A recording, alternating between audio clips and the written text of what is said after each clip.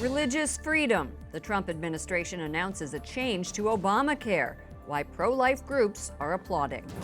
Down to the wire. We're in Arizona with a look at which issues drove Catholics to vote in the hotly contested Senate race. Out of jail. Asia Bibi is released from prison in Pakistan, but her family remains concerned for her safety. And the Christian response to violence. Another mass murder kills at least 12. The Bishop of Pittsburgh talks about his reaction to his city's deadly synagogue shooting and how the faithful can bring peace. On EWTN News Nightly for Thursday, November 8th, 2018.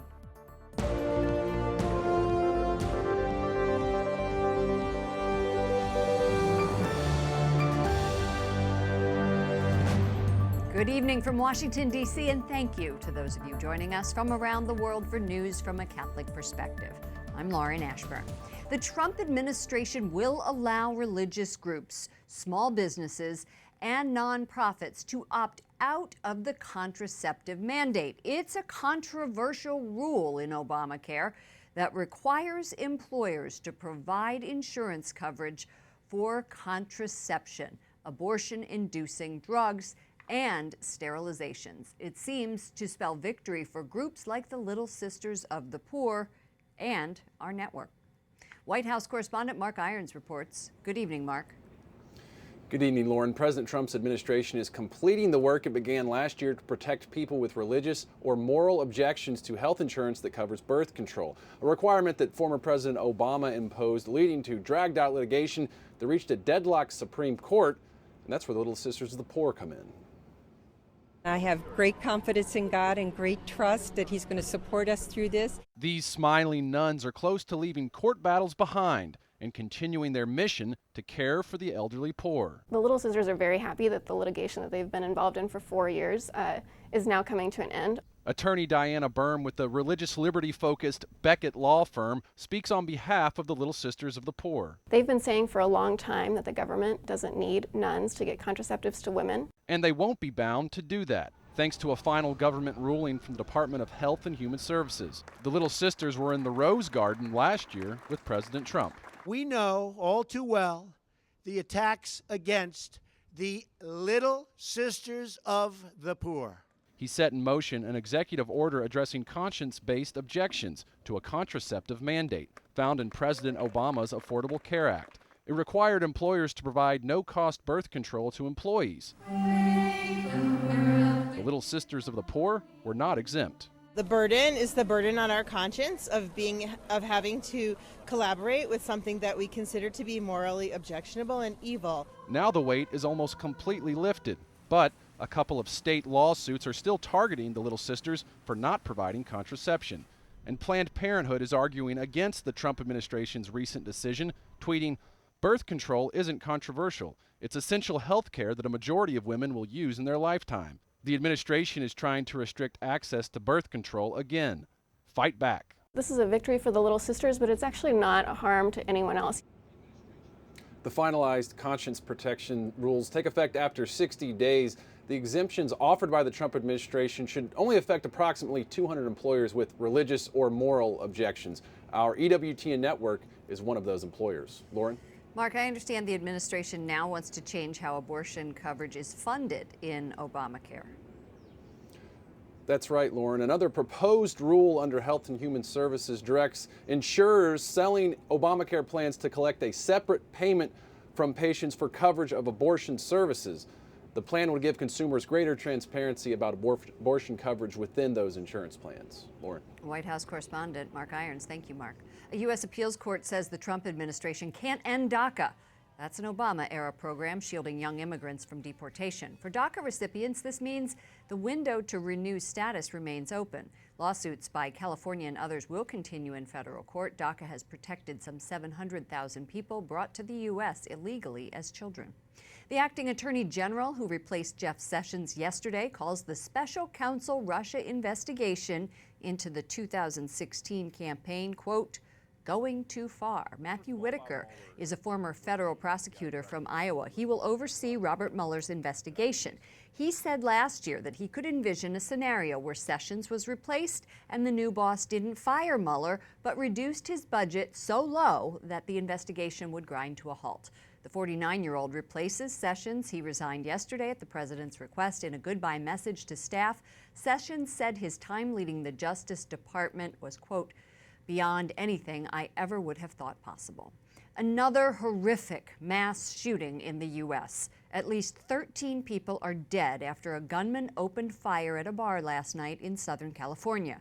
The former Marine, dressed in all black, opened fire during college night at the Borderline Bar and Grill. The attack sent hundreds of people fleeing in panic. At least 15 people were injured. Among those killed was a veteran sheriff's sergeant who was the first officer inside the door. One witness described what he and his friends did after the gunfire began. We covered all the girls, and then when there was a pause in the bullets and the shot sounds, we actually got up, and I watched one of my friends throw a stool through the window, and then a couple more of us threw stools through the windows, and we got everyone together and pushed as many people out of that window as we could. President Trump praised the bravery of the first responders, and Los Angeles Archbishop Jose Gomez offers prayers for all of the victims and all of those affected.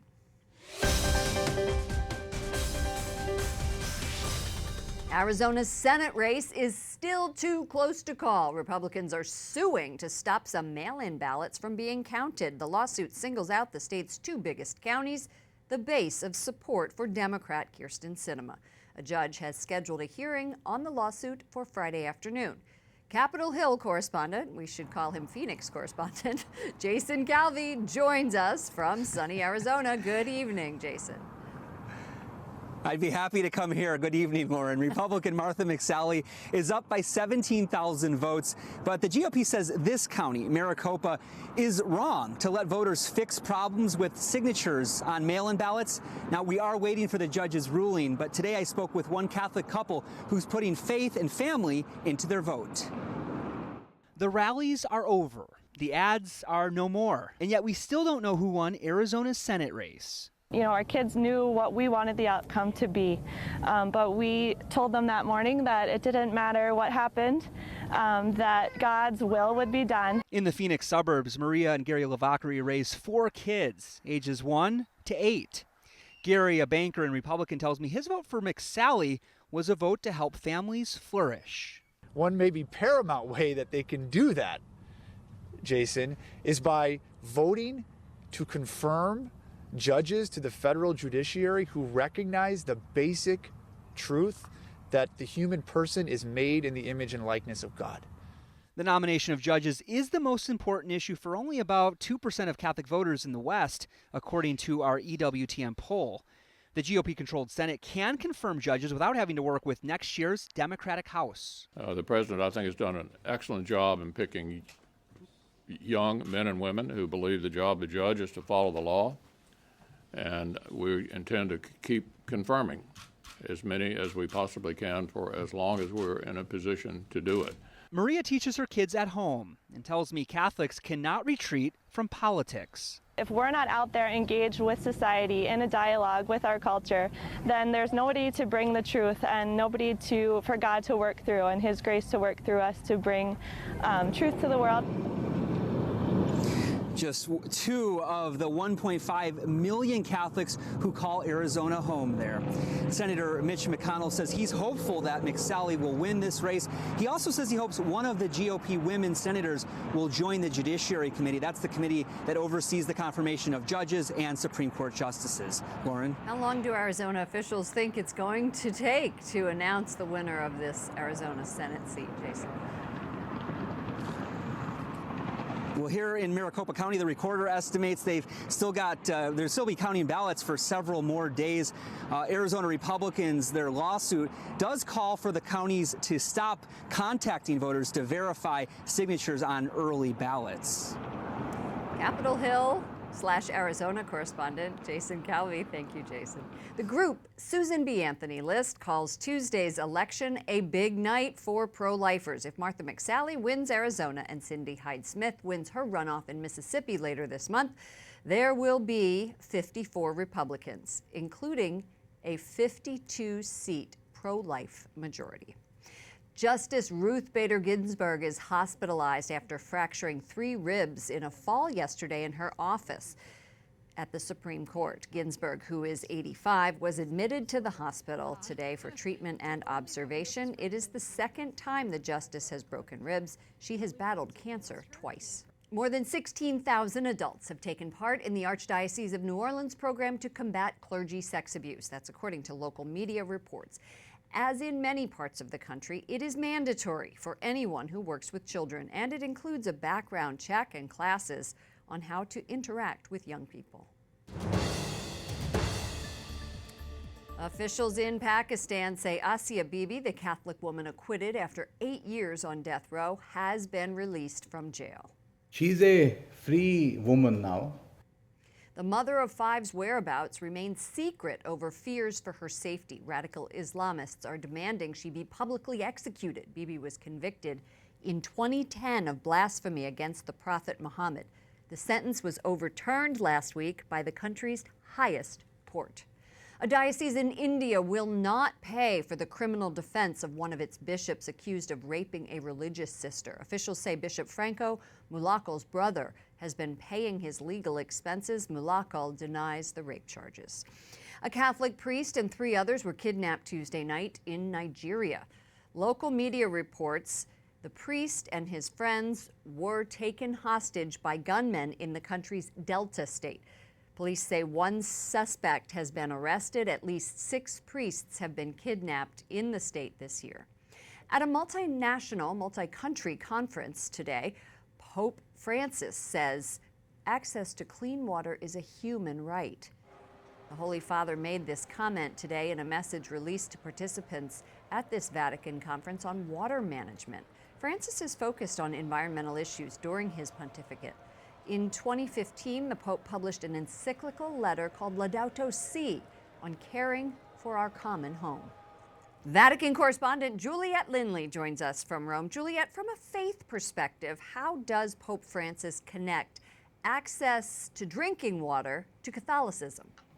Lauren, 2 billion people in the world today don't have access to clean drinking water, so this is a crucial matter for so many people around the world, and especially in the developing world. And in his message today, the Holy Father quotes the Gospel of Matthew, which says, "I was thirsty and you gave me to drink." In other words, in every thirsty man, we must see the image of God. Francis also says in many countries where people don't have regular access to clean water, arms and ammunition abound.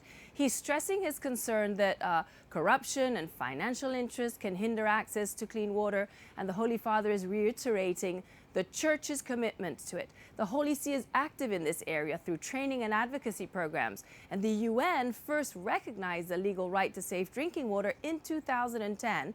And it says poverty, pollution, and climate change are depleting water resources globally, Lauren. You attended the Vatican's conference. Today it was organized by 4 embassies to the Holy See, including the U.S. How is the U.S. engaging?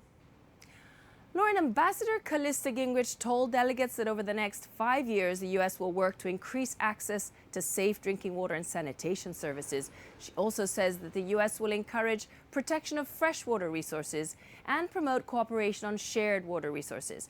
Now, Ambassador Gingrich says more than 17 U.S. government agencies and departments engage internationally on these very goals, and in her view, cooperation on water can help diminish tension and conflict.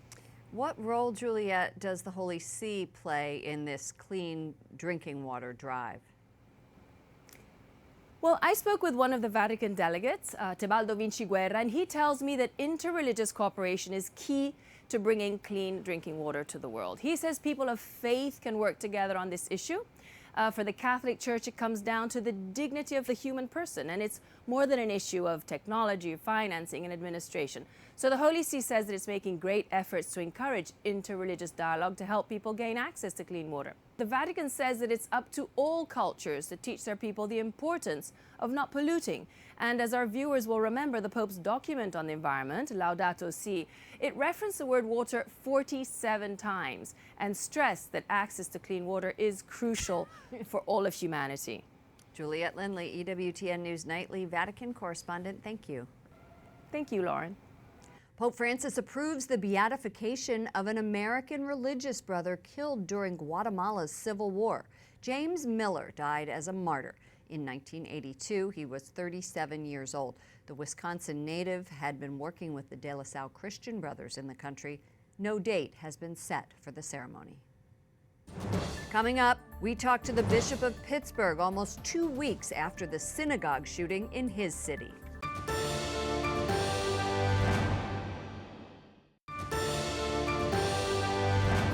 The shooting at a synagogue less than 2 weeks ago in Pittsburgh that killed 11 people touched every faith group, including Catholics. The city's Catholic bishop wrote an op-ed in the Pittsburgh Post-Gazette last week. In it, Bishop David Zubik said, quote, "Against whom do we harbor anger, resentment, or contempt?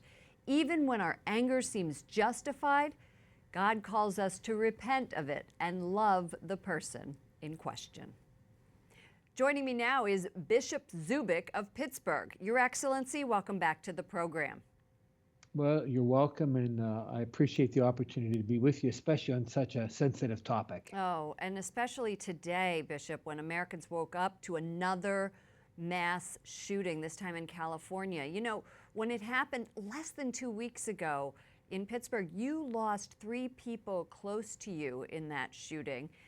Your community is known for its especially close bond between Catholics and Jewish people. How specifically has this tragedy strengthened your relationship? Well, I think first of all, it's strengthened the relationship between the entire Pittsburgh community, not just the Catholic diocese, but the entire 6 counties of southwestern Pennsylvania and even beyond, in terms of our coming together to support the Jewish people. But once again, to take a look at ways in which we can really stop this violence that continues to rip our hearts apart. You, in your op-ed, you wrote, "These murders show what lies, gossip, and malice can lead to." What can we, Bishop, as people of faith, do to soften the tone of today's rhetoric, or is there another solution? I think the first place that we have to begin is to take a look, wherein is there prejudice in each of our lives? And if we're saying to ourselves that we don't hold prejudices, then we are lying to ourselves. Because I think that whenever there are feelings of anger, prejudice, bigotry that go unchecked, you can see exactly what happens. And especially if someone continues to speak to somebody else who holds the same prejudices, there's no limit to where the hatred or the bigotry will grow. So it seems to me that it's really important in each of our own lives that we have to do an honest examination of conscience in terms of how do we look for and see the face of God in the face of every person whom we meet. We talked to an emergency room trauma nurse, to your point, who cared for the shooter, and he is Jewish. He said he did it, quote, "because love in the face of evil gives others hope." How can we as Catholics resist anger and, as Pope Francis said, extinguish the outbreaks of hatred that develop in our societies? I think that example is a perfect one. It's by our actions that go counter to actions of hatred and bigotry that we begin to make an impression on each other, and that we stand fast on all of that. I think sometimes we don't step up to the plate to act out the charity that is our principal obligation as disciples of Jesus. Before we let you go, the U.S. Conference of Catholic Bishops meets next week for its fall General Assembly. We'll be there covering it. On the agenda is addressing the clergy sex abuse crisis. What measures would you like to see implemented regarding holding bishops accountable? Well, that has been a cry, I think, of priests since the 2002 charter.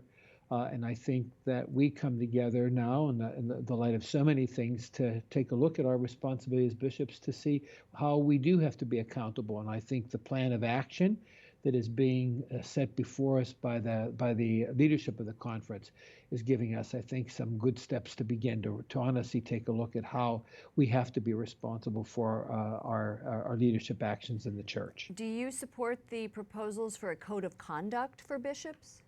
I do. And do you support the proposal for a full investigation into the situation surrounding Archbishop McCarrick?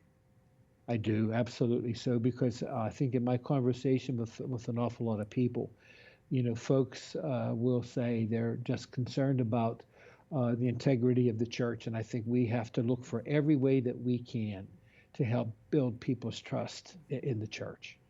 Bishop David Zubik from the Diocese of Pittsburgh, thank you so much for joining us. Thank you very much. God bless you. Up next, an update on U.S. aid for persecuted Christians in Iraq, plus how the Knights of Columbus are helping following the devastating hurricane in Florida.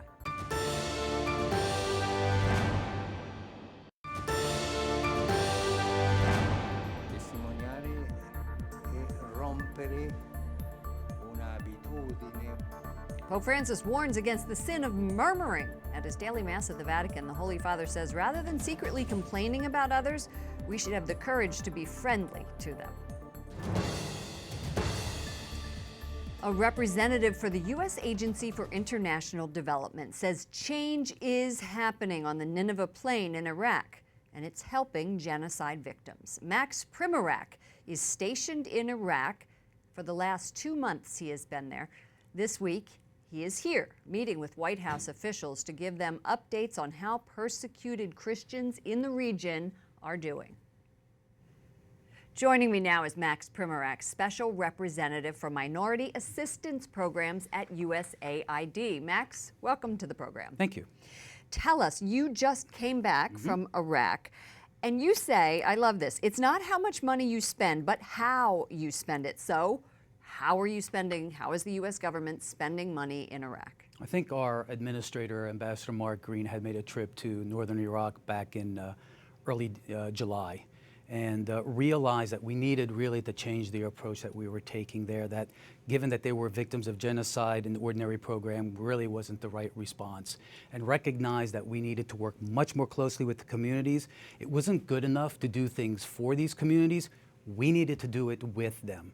So following that trip sent me to be a senior person to serve as his eyes and ears on the ground and work directly with the organizations on the ground in these towns, as well as many of their supporters in the faith-based community. Well, that was one of the problems that many guests who I talked to who came on the program said, is that the UN money, the money that went to the UN, was not getting there, and that the actual labor was also not happening. So my question to you is, are Iraqi Christians and minorities actually saying anything to you about your work? And are they noticing a difference? Well, it's more than that. They're actually defining how we do our work. For instance, many of the organizations on the ground, they tell us what their needs are, and we're financing those specific programs on the ground. With UNDP and other programs, they serve as our eyes and ears on the ground.